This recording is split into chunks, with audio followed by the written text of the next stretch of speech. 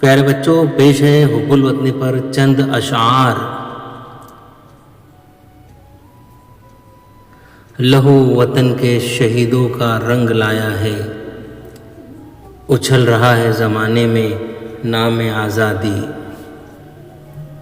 اور دل سے نکلے گی نہ مر کر بھی وطن کی الفت، میری مٹی سے بھی خوشبوئے وفا آئے گی، اور دلوں میں حب وطن ہے اگر تو ایک رہو، نکھارنا یہ چمن ہے اگر تو ایک رہو۔ زباں ہماری نہ سمجھا یہاں کوئی مجروح، ہم اجنبی کی طرح اپنے ہی وطن میں رہیں۔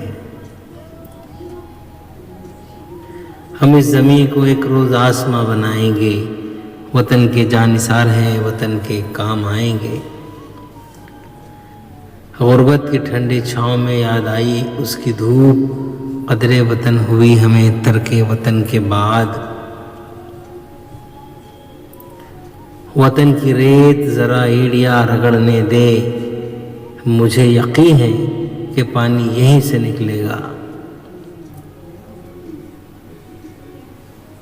نہ جانے کون سی مٹی وطن کی مٹی تھی، نظر میں دھول جگر میں لیے غبار چلے۔